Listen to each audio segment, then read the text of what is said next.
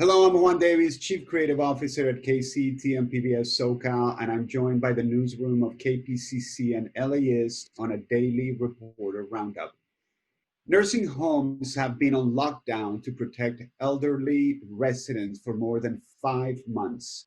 But now some of them are feeling trapped and isolated. Jackie, you have the details.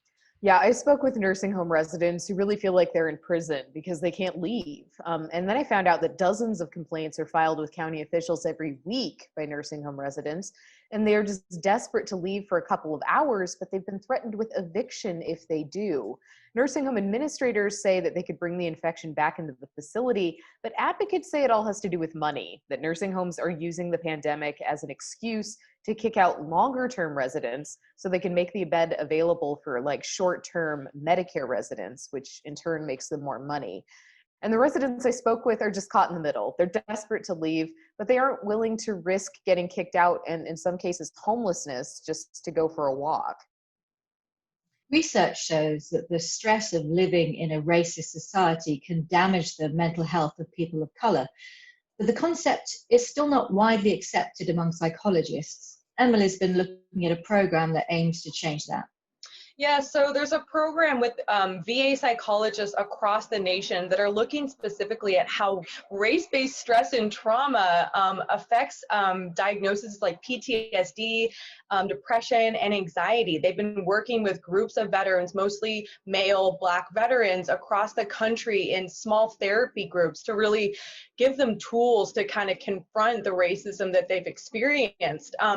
What's interesting is that in the book that serves as kind of the blueprint for all psychologists across the country, it doesn't recognize racial trauma as a form of trauma. So when you're diagnosing a patient, racial trauma isn't in there. So psychologists say that really now is the moment to realize that many people are suffering because of racism, and it affects their mental health and basically doing things every day.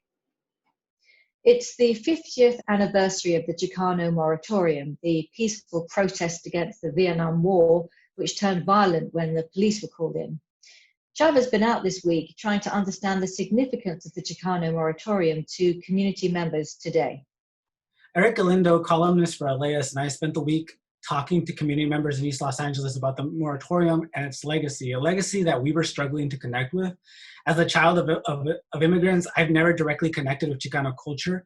I'm Mexican. I grew up listening to cumbias and corridos, not oldies. While I was surrounded by Chicano culture growing up, I was never part of it. On top of that, the Chicano movement and the moratorium were hardly mentioned in my school years. It wasn't until college when I took a Chicano studies class that I started to learn about it. While we were out talking to many people, we learned that for many others, it was the same thing. They didn't learn about it until much later. Like Erin Estrada, a 26-year-old Salvadoran American artist who was painting a mural in honor of the moratorium along Whittier Boulevard. He said he learned about the Chicano movement in high school. But he reminded me that while some people are only starting to learn about the Chicano movement, remembering the movement and the moratorium is important because its issues are connected to issues today. It continues the conversation. Like with anything, it shouldn't end. People die, but we multiply. We're going to keep going. We're not going to stop the movement. There's other phrases that could be added. Black Lives Matter, Trans Lives Matter. All those phrases are just as important. The Los Angeles Zoo welcomed back visitors this week. Julia's been chatting with zoo officials. Yeah, the Los Angeles Zoo opened for the first time in 166 days on Wednesday, and the zoo staff say the animals have really felt our absence. Now, zoo staff are excited to see how the more social animals, like elephants, are going to respond to having visitors around again.